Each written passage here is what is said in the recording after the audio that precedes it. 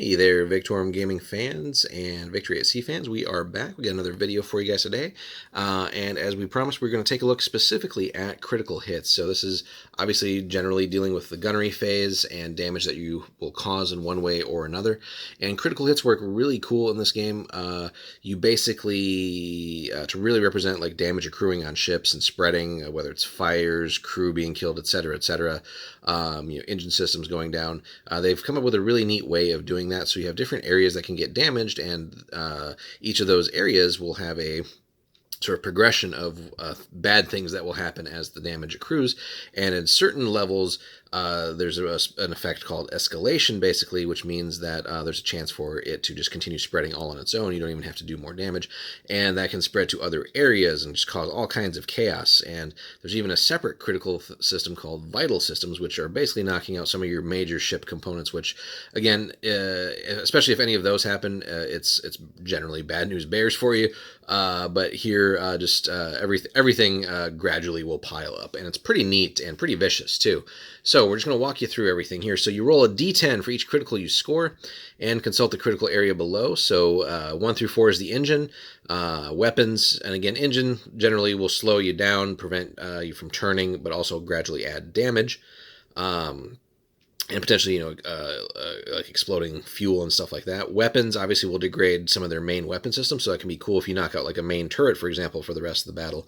That can greatly affect a ship's effectiveness, or even like knocking off a torpedo system or something like that, especially if they still have ammunition left for it. Crew will gradually weaken their ability to basically deal with damage, which is always great. And then vital systems, like we said, will take a look at that separately towards the end, but each of those is just absolutely brutal, and there is a way to essentially one-shot ships with that. So let's jump right in. So when either the engine, weapons, or crew area sustains a critical hit, that area's critical hit or critical score increases by 1 to a maximum of 6. Keep track of critical hits by placing the relevant critical hit tokens on your ship's card. And critical hits against a vital system are dealt with differently. See below. So we'll take a look at that. And then every time a critical area's critical score increases, immediately apply the extra damage to the ship's hull and the associated penalty. So interestingly, as these extra damage things accrue immediately, basically it's not going to happen all the time, but there's the potential for it to, that extra damage basically to sort of finish off a ship or even take it into crippled status, which again is just going to be brutal. It'll happen at the worst times, but it will happen. The effects of critical hit penalties are cumulative, so if a ship's engines have a critical score of 3, it will have its flank speed reduced by a total of 2 inches. So again, just lots of nasty effects here. If an area already has a critical score of 6 and receives another critical hit to that area, apply both the extra damage and a penalty score of 6 again. And really, that's not where you want to be at, and you'll see why when we cover those areas below. It's basically just a major catastrophe if that happens to you. Now, some ships have so little hull points that you're not going to get to those areas, but on big bruising battleships and some carriers and stuff like that too that have tons of hull points, you're going to see these things. And I think that's really going to be key on bringing down some of the bigger monsters like the Yamato, for example, which just has I think it was like over 150 hull points or something like that, which again, you're going to need crits to help you whittle down that hull points that thing has. Some critical penalties increase the critical score of other areas, and that's that essentially escalation. If this penalty occurs, immediately increase that critical area's critical score and apply the resulting extra damage and penalty. The escalation penalty means that if left untended, the area's critical score may increase as fires and secondary explosions spread. The effects of this penalty are checked for and applied during the end phase. And again, we've covered the phases already, so go back and check that. But basically, end of the turn, you have a chance to repair and bring things under control. And, if you don't, at certain points, that damage is just going to basically spread all on its own. So the engine area. So, and again, we go basically from level 1, which is, it's not insignificant, but it's not that serious, all the way to level 6 in these categories, which again, they're all just nasty. So walking you through the engines, first level, basically the props are damaged, so just -1 to flank speed, not all that great, but again, that can bring some fast ships down to below 7-inch movement, for example, down to 6, which means they won't be able to take advantage of fast movement. So like if you can pile that on some of like the fast cruisers that the Japanese have and stuff like that, then it certainly makes them easier to hit. Level 2, we get that first bit of extra damage. It's just 1 hull point, but rudder damage, so they just have to move 3 inches before they turn, which again can screw up enemies' plans for maneuvers and maybe leave them in more vulnerable spots. Level 3, another damage, and the turbine is damaged here, so another -1 to flank speed. Again, we saw above it's cumulative, so it's actually a grand total of -2. And then crew area critical score increases by 1. So we haven't touched the crew area yet. That's down here. So if you got to level 3 on engines and basically even if you didn't have any crew damage yet, so you would automatically be adding level 1 on crew. So as you can see, this can gradually spread and get out of control, because now you have 2 areas that you got to try and get under control with your end phase repair chances. Level 4, -1 flank speed, and then the escalation kicks in. 3 damage as well. So then engines disabled, D6 damage. Now flank speed is reduced to 0, so you're just dead in the water, and that's certainly not good, because then you're much easier to be hit, and people are going to whale the damage on you, and just move in and just, like I said, pile on that damage.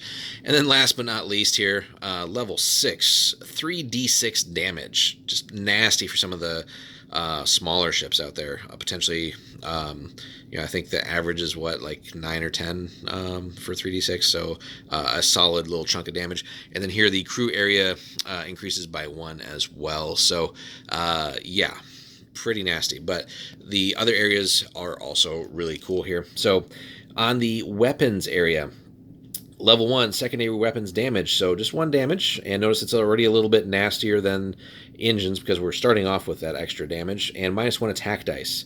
And then basically each time this result is gained, roll a dice on a 1 through 3. Attack dice are lost from all light gun weapon systems on a 4 through 5, the AA battery, and on a 6 from all torpedoes. And then if a ship lacks those weapon systems, you roll again basically until you find one that it does have. And in some cases where ships have turrets, for like turret destroyed, if they don't have that, or like magazine explosion, you basically have the attack dice of all light guns rounding down and apply other effects. Moving on. Let me see if we can get this steady for you guys here. Realize this has been moving around a lot. Secondary weapons destroyed, 2 damage, -2 attack dice, and the crew area critical score increases by 1. So again, you're blowing up these lighter systems. There's obviously people manning them, so hurts the crew as well. A turret damage. So a random turret must roll 4+ before firing. Ignore if no turrets are present. Turret destroyed. Here's where it gets nasty. So a D6 damage, random turret destroyed, cannot be used even if repaired. So when generally in this game, when things are knocked out, they're knocked out for the rest of the battle, which is as it should be, but also just very nasty. And escalation is possible there.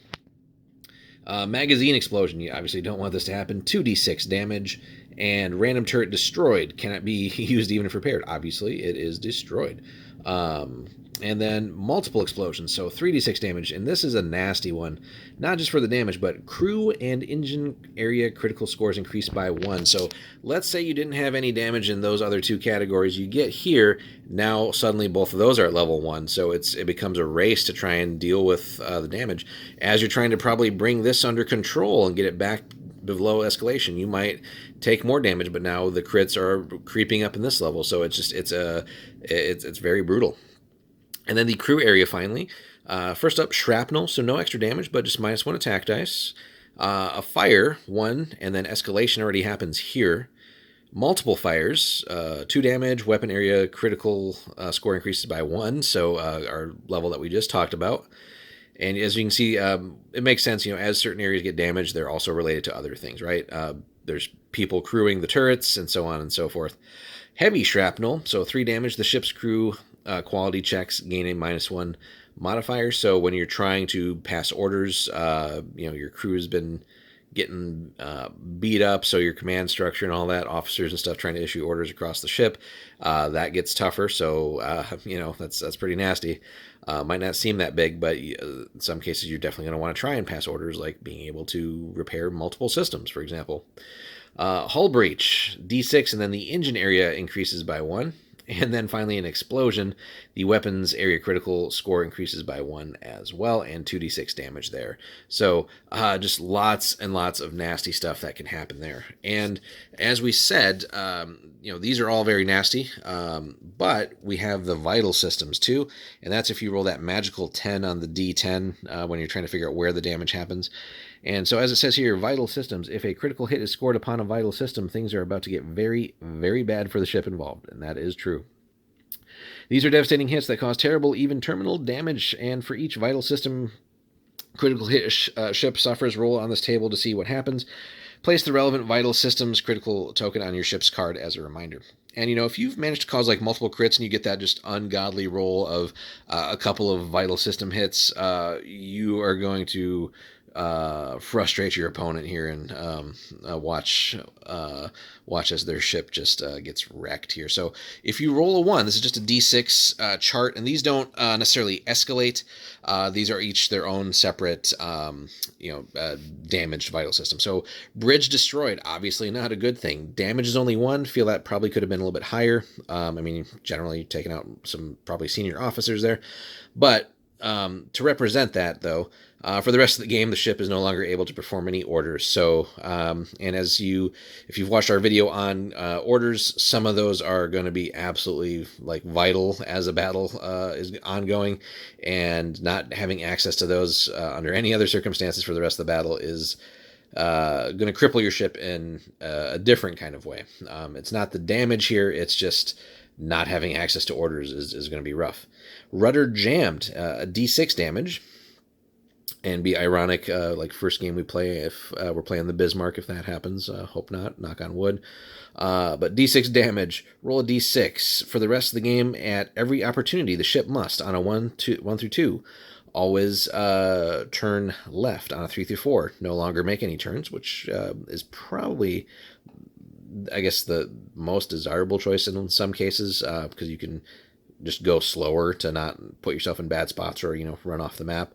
And 5 through 6, always turn right. So that one's not necessarily as bad, but certainly does kind of suck. But overall, the damage isn't so bad there. So then number 3 is pretty nasty. Fire and engineering, 2d6 damage. No joke there. And then for the rest of the game, the ship can't perform damage control. Well, gee, guess what? As you accumulate other crits, that's going to suck, especially if you're in the escalation area, because there's no way of bringing that back under control. So, very, very rough.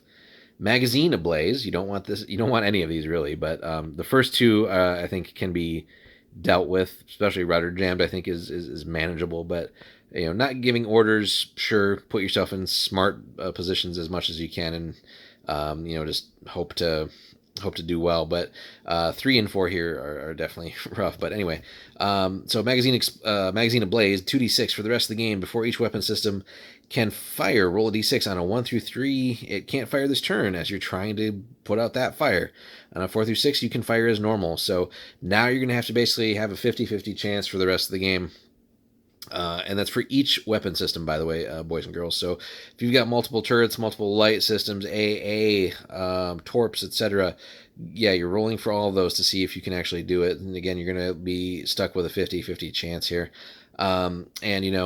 If you manage to put that on an opponent, and you have like lots of airplane flights, for example, coming in for like bombing runs, now is the time to roll in, and they've got a 50-50 chance to even be able to shoot their AA at you, and chances are they've got other damage in other areas, so that definitely can make things a little bit safer for you. For example, secondary explosions, not good. 4d6, that's the highest damage we've seen so far, and here this is nasty, really nasty. Increase the critical scores of every area by 1. So let's just assume this is your very first crit on a ship. It's fresh. You haven't touched any or dealt any damage yet. So you're probably going to average like 15 or so damage, or if you get that magical 24, would be pretty awesome too. But in addition, you're going to automatically put each of their areas at a 1, which, you get to immediately apply all of those effects, which if we go back to our above chart and let's just assume we put everything to a 1. All right, they instantly got a -1 to their flank speed, -1 to their attack dice, and another -1 to their attack dice, and a grand total of just 1 extra damage. The 1 extra damage, who cares? But just all those abilities stacking and hurting them there is just nasty. Now let's play devil's advocate here. It's mid game or something. You've piled on some damage, and you take some of these low to mid abilities into like the mid to high abilities here, and you start just popping on multiple escalations that they now have to deal with and try and put out. It gets very nasty, and again, stacking crits and trying to bump these numbers up is really going to be the name of the game again to, I think, bring down some of these heavy battleships with just buckets of hull points. I mean, you can certainly try and just pound them into submission, but again, crits are going to be the way to go to just get that ball rolling faster, applying extra damage, and just knocking out some of their systems so you can be more survivable. Because really, you don't really want to go one-on-one with like the Yamato, for example. You're just not going to win if you're a lighter battleship, for example. And especially dealing with that thing's armor.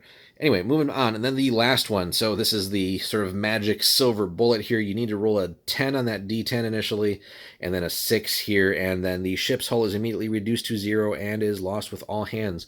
So this is the magical way to one-shot something in the game. Pretty low probability of that happening. I'm not a math wizard, so if somebody in the comments wants to figure that out, getting a crit, rolling a D10, 10 on a D10, and then a 6 on a D6 afterwards, let us know what the percentage of that actually is. That'd be cool to find out.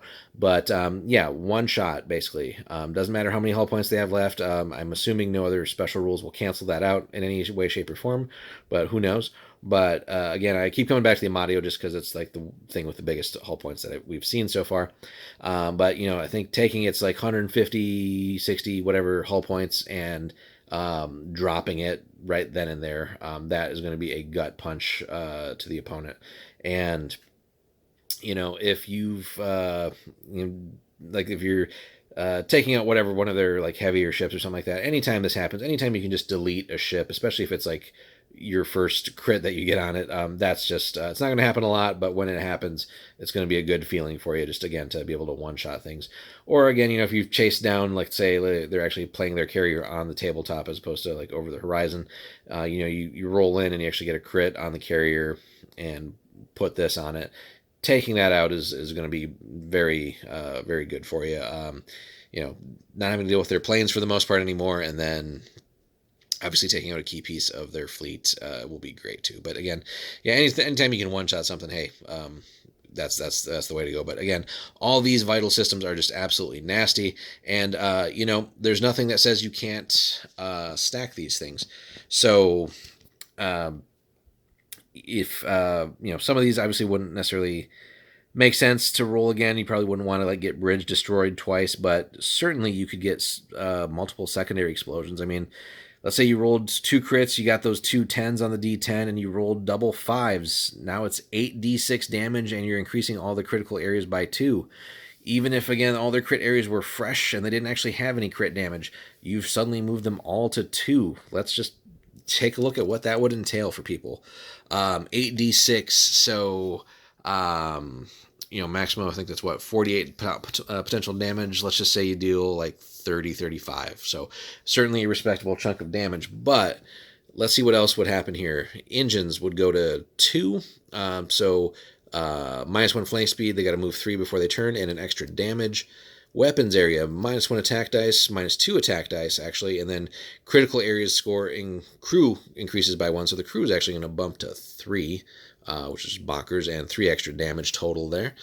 And then the crew area will actually go from 0 to 1, 2, and then 3. So another -1 attack dice. Escalation will happen here, and another 2 damage there. Weapons area, critical score increases by 1, so we bump back up here. Now we're into level 3, and you can suddenly see how all this stuff will just... one thing will cause something else to go up, and again, all this stuff is applied immediately, so this is just nastiness. So at level 3 on the weapons area, again, the random turret would be blown up, must roll before firing. So again, just as you can see, hopefully, just from that like example, yeah, if you can stack vital systems and then just race these crew, not the crew, but all these critical areas up, and again, that was just it, that was just how nasty that can be if all the crit areas were fresh, right? The top one, the engine would go to 2. These 3, by virtue of bumping each other up, would each go to 3. So you get 2 free basically upgrades out of that. If they were already kind of in this middle range on some of these things, just going from like 3 to 4 to 5, for example, is just absolutely nasty. So, and again, as you can see, again, other areas will increase other areas. So, yeah, just crits are going to be so nasty for people. So hope you guys enjoyed that little tour through the crits, and we might even see other things down the road.